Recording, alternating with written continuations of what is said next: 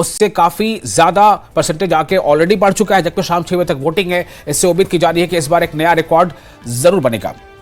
और आप देखिए इस वक्त जो आप तस्वीरों में देख पा रहे होंगे, जितनी जो लंबी कतार है खातीन की या बुजुर्गों की या मर्दों की, ये बता रहा है कि कितना ज्यादा लोग जो है शायद ऐसा लग रहा है जैसे कि लोगों को इंतजार था कि ऐसा कोई मौका आए और हम घरों से बाहर निकलें।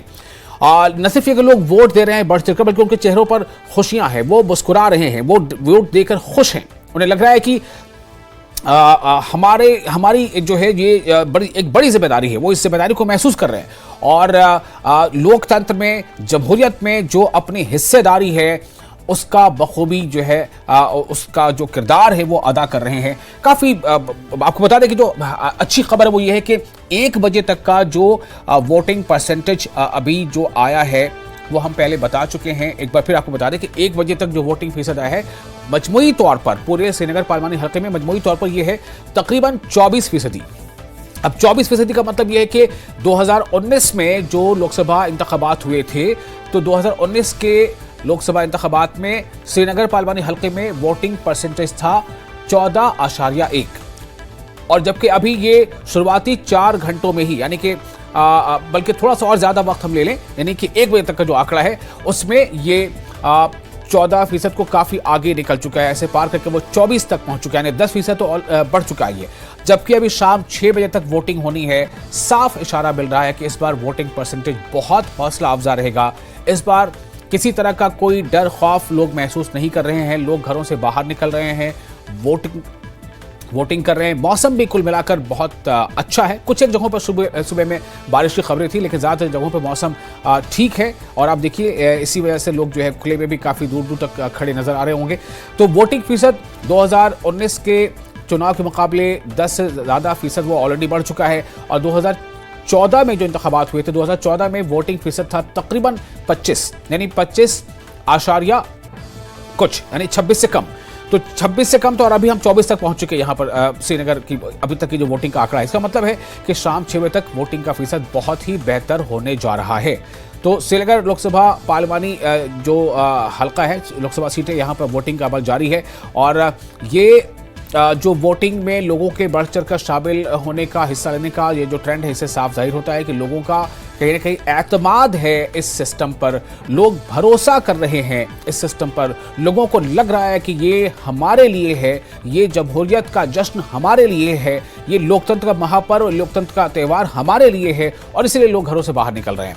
और पॉलिटिकल कैंपेन भी बड़ी ठीक ठाक ढंग से हुई थी। आपको बताएं, वैसे तो कुल जो श्रीनगर पार्लिमानी हल्का है, यहाँ पर जो वोटर्स की तादाद है वो 17 लाख से जायद है। और इनमें जो कुल तादाद है उम्मीदवारों की वो है 24। इनमें कई जो है वो इंडिपेंडेंट उम्मीदवार हैं, लेकिन जो माना यह जा रहा है कि जो अहम मुकाबला है वो 3 जमातों के उम्मीदवारों के बीच है।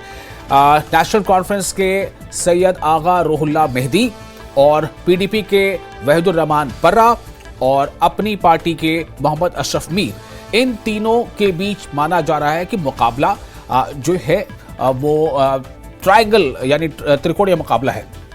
तो अपनी पार्टी जो है उसे खुले तौर पर JKPC ने ऐलान किया था कि वो इनकी हिमायत करेंगे। और साथ ही कुछ और पार्टियां हैं जिन्होंने अपनी पार्टी की हिमायत का ऐलान किया हुआ है। वहीं PDP जो है उसके वहीदुर रहमान पर्रा जो उम्मीदवार हैं वो भी रेस में है। सैयद आगा रूहुल्लाह मेहदी नेशनल कॉन्फ्रेंस से उम्मीदवार है, वो भी रेस में है। आपको बता दें कि जो निवर्तमान सांसद हैं, जो मौजूदा सांसद हैं, जो मेंबर पार्लियामेंट है इस हल्के से, वो है डॉक्टर फारूक अब्दुल्ला। लेकिन इस बार वो बहसत उम्मीदवार मैदान में नहीं है, बल्कि नेशनल कॉन्फ्रेंस ने सैयद आगा रूहुल्लाह मेहदी को नेशनल कॉन्फ्रेंस का उम्मीदवार बनाया है। और PDP स्टेट सेक्रेटरी आरिफ लाइगरू ने शहर खास यानी डाउनटाउन श्रीनगर में पोलिंग स्टेशन का दौरा किया और इंतखाबी अमल का जायजा लिया। हमारे नुमाइंदे रईस मागरे ने उनसे बातचीत की। हमारे साथ बात करने के लिए मौजूद है PDP के स्टेट सेक्रेटरी आरिफ लाइगरू, जो यहाँ पे आए हैं जालनगर श्रीनगर में। अभी ये आ रहे हैं, पोलिंग बूथ्स को देख रहे हैं। तो इनसे जानने की कोशिश करेंगे कि किस तरह से आप वोटिंग यहाँ पे डाउनटाउन में देख रहे हैं। कि अभी वोटिंग का रुझान है वो भी चल ही रहा है, तो धीरे धीरे बढ़ रही है वोटिंग। वोटर्स यहाँ पे आ रहे हैं, क्योंकि ये जो 2019 के बाद एक खामोशी थी, आर्टिकल 370 और 35 ये हटने के बाद जो कि यहाँ का अवाम मायूस था, जो यहाँ पे यूथ जेलों में बंद थे और जो यहाँ पे हालात इस वक्त दरपेश आ रहे हैं, तो उसके बाद एक डेमोक्रेटिक प्रोसेस में इनको एक वोट करने का मौका मिला है, तो धीरे धीरे लोग आ रहे हैं, रुझान चल रहा है यहाँ पे वोटिंग का। तो हमें पूरी उम्मीद है कि जो हमारा पार्लियामेंट्री कैंडिडेट वहीदुर रहमान परा साहब है, एक यूथ आइकन रह चुके हैं, तो लोगों को उनके बारे में पता है, वो जेल भी जा चुके हैं, उनके साथ इंट्रोगेशन भी हो चुकी है, वो सेल में भी बंद है। तो आम अजियत ये जो यहाँ पे हमारे यूथ लीडर को हुई है वो यहाँ की आवाम ने देखा है, तो इसलिए तो मुझे पूरा यकीन है कि यहाँ की जनता इस वक्त वहीदुर रहमान परा साहब को चुन के पार्लियामेंट में पहुँचाने का काम करेंगे।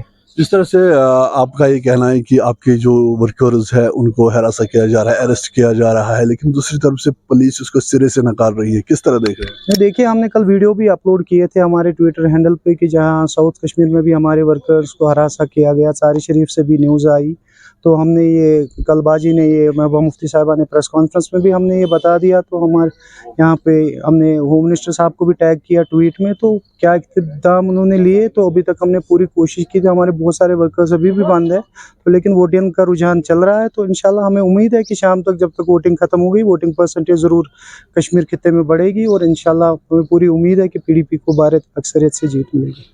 अगर हम डाउनटाउन श्रीनगर की बात करें तो यहाँ पे अक्सर हम देखते थे, अगर हम पिछले सालों के मुकाबले देखें तो यहाँ पे 0% वोटिंग होती थी, बहुत कम वोटिंग होती थी, ना के बराबर। तो इस बार क्या एक्सपेक्ट कर रहे हैं? एक्सपेक्ट कर रहे हैं, यहाँ के यूथ को समझ में आया। अभी आपने माजी में देखा, अभी 2-4 दिन पहले हमने फतेह कदल में 25 साल के बाद PDP ने यहाँ पे जलसा किया, आपने लोगों का रुझान वहाँ पे देखा कैसा था। तो मुझे लगता है कश्मीर के यूथ को समझ आ गया कि डेमोक्रेटिक प्रोसेस जो यूथ का इसमें वोट का इस्तेमाल करना चाहिए, वो तैयार है अपने वोट का इस्तेमाल, और चॉइस उनकी है कि उनके सामने सारे कैंडिडेट्स हैं। तो हमें लगता है कि वहीद साहब को एज एक है कि वो खुद भी एक यूथ है और यूथ के साथ एक वाबस्तगी रही है, सेक्रेटरी स्पोर्ट्स भी रह चुके हो कि यहाँ पे उन्होंने वंडर्स किए स्पोर्ट्स में। तो मुझे लगता है यहाँ का जो यूथ है वो उनके साथ इम्प्रेस है और मुझे लगता है कि वो वहीद साहब के हक में वोटिंग करेंगे। आपने भी वोट डाला है, क्या मैसेज रहेगी? नहीं, वोट डालना बिल्कुल हक है हमारा, सियासी हक है हमारा। हम सारे जम्मू कश्मीर की आवाम से अपील करते हैं कि वो अपने वोट का इस्तेमाल करें। वोट बाइकआउट करने से हम उन लोगों को जगह देते हैं कि जो इस कश्मीर में तबाही मचाते हैं। आज अपने वोट का इस्तेमाल करें और अपने चुने हुए कैंडिडेट्स को पार्लियामेंट पहुंचाएं।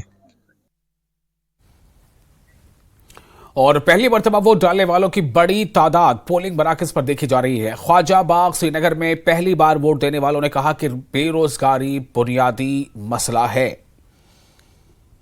श्रीनगर पार्लियामेंट नशिस्त पर जो पोलिंग का अमल है वो मुसलसल जारी है। मुतअद्दिद मकामात पे हम गए और अच्छा खासा जो रुझान है वो देखने को मिल रहा है। मुख्तलिफ इलाकों में लोग आ रहे हैं, पोलिंग मराकज़ का रुख कर रहे हैं और जो है अपने वोट का भरपूर इस्तेमाल करते देखे जा सकते हैं। इस वक्त मैं जामत मिडिल स्कूल ख्वाजा बाग में मौजूद हूँ। मैं पहले कैमरामैन से गुजारिश करूँ कि वो थोड़ा सा यहाँ के मनाजिर दिखाएँ, किस तरह की गहमा गहमी है, किस तरह की चहल पहल यहाँ पे देखने को मिल रही है। आप कहाँ रहते हैं? ख्वाजा बाग। ठीक, आज आपने पहली मरतबा वोट डाला ज़िंदगी में, किस तरह का की फीलिंग है, क्या एक्सपीरियंस?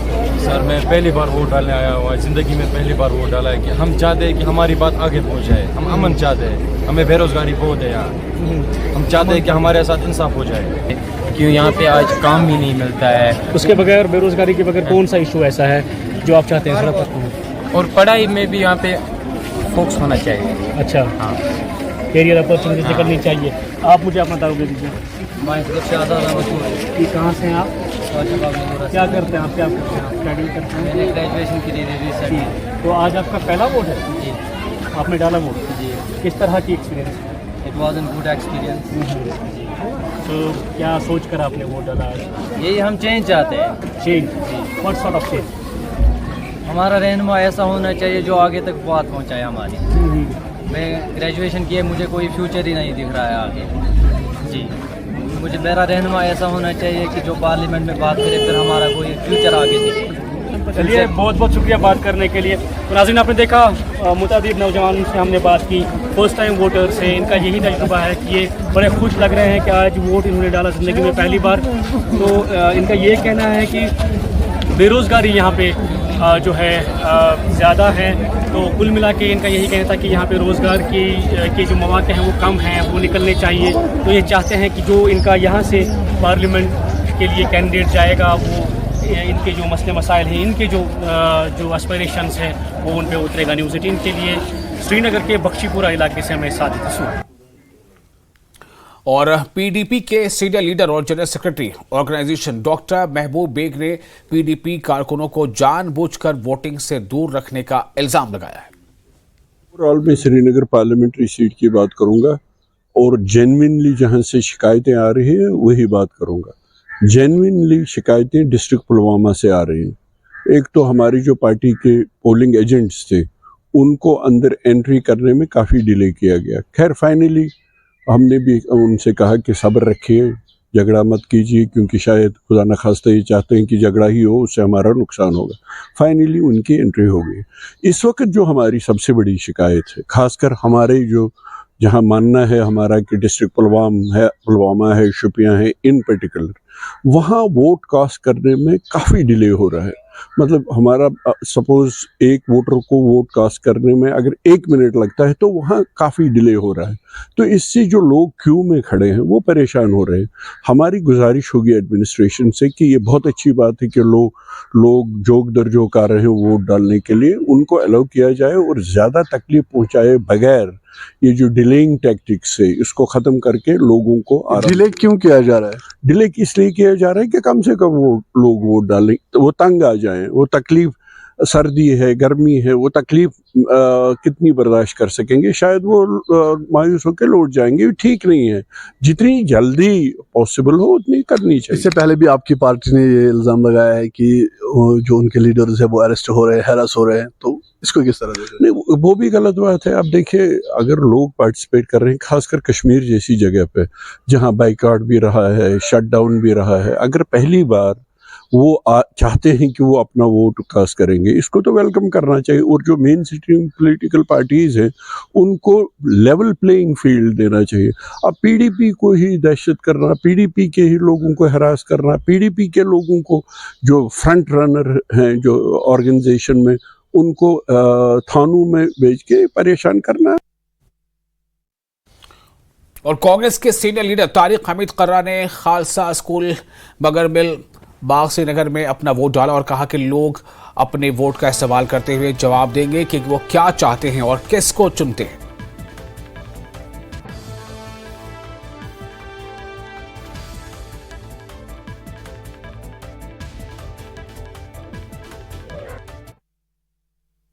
हमारे साथ बात करने के लिए मौजूद है कांग्रेस के सीनियर लीडर तारिक हमीद कर्रा। इनसे जानने की कोशिश करेंगे अब इन्होंने वोट डाला है, किस तरह वोटिंग को देख रहे हैं। देखिए, यहाँ का आज का जो वोट है, एक तो पार्लियामेंट के वास्ते कैंडिडेट को भेजना जो है, को चुनना जो है और अपना नुमाइंदा भेजना है, वो तो एक रूटीन की बात है। लेकिन यहाँ आज की जो वोटिंग जो का पैटर्न जो दिख रहा है वो ये है कि यहाँ लोगों ने तय किया था कि इस बार हम तमाम फस्ताई ताकतों को, जिन फस्ताई ताकतों ने पिछले कई सालों से इधर के लोगों को दबाव और धौंस से गवर्न करने की कोशिश की, ज्यादतियां ठोंसी गई उनके ऊपर, चाहे कवानीन के तौर पे, चाहे कॉन्स्टिट्यूशनल छेड़छाड़ के तौर पे, जिस भी तरीके से एडमिनिस्ट्रेटिवली कानून जो ठोंसे गए, ज़मीन के बारे में, डेमोग्राफी के बारे में, हर रंग में कोशिश ये की गई कि यहाँ कश्मीरी को डिसएम्पावर किया जाए। और इस चीज़ का लोगों को भरपूर एहसास था कि हमें सिस्टमेटिकली डिसएम्पावर किया जा रहा है। और एक साइड से पहले एहतिजाज हुआ करते थे, उन एहतिजाजों पे पाबंदी तो ऐसा सच नहीं है, लेकिन अपने जमहूरी हकूक़ के हसूल की खातिर अगर कोई एहतिजाज भी करता था तो उसको एंटी नेशनल करार दे के उसके गिरफ्तारियां हुआ करती थी। तो इस सब दबाव के माहौल में लोगों ने ये तय कर लिया था कि जब भी हमें पहला मौका मिलेगा अपने उस गम, उस गुस्से, उस दबाव, उस धौंस का जवाब देने का, हम पत्थर से नहीं, हम डंडे से नहीं, हम उंगली का इस्तेमाल करके वो करेंगे। और उसी का नतीजा है आज जब आप देख रहे हैं पूरी कॉन्स्टिट्यूंसी में, आप देखेंगे पूरे कश्मीर वैली में यही मूड रहेगा। पूरी कॉन्स्टिट्यूंसी में आज जो पार्टिसिपेशन हो रही है ये उस बात की गम्माजी कर रहा है कि लोगों ने धौंस दबाव की सियासत को रिजेक्ट कर दिया। यहाँ पे कुछ पार्टीज है जो कि कह रही है कि उनके वर्कर्स को जो है वो अरेस्ट किया जा रहा है, हरासा किया जा रहा है, तो किस तरह देख रहे हैं? देखिए, मेरी नज़र में तो ये एक रूटीन का मैटर बन गया हुआ है। अब कोई पॉलिटिकल पार्टी उसके ऊपर पॉलिटिसाइज करना चाहे वो अलग बात है, लेकिन यहाँ 26 जनवरी हो, 15 अगस्त हो, किसी वीआईपी को आना हो, किसी वीआईपी को जाना हो, उसने निशात घूमने जाना हो, उसने गुलमर्ग जाना हो घूमने, तो ऐसे मौकों पे जो OWGs की गवर्नमेंट ने लिस्ट बना के रखी है, कुछ लोग उसमें जायज तौर पे हैं, लेकिन बहुत सारे लोग उसमें नाजायज तौर से भी हैं, तो उन लोगों को वो इसमें डिटेंशन में उन 1-2 दिनों के वास्ते रखते हैं। मेरे हिसाब से शायद ये वही है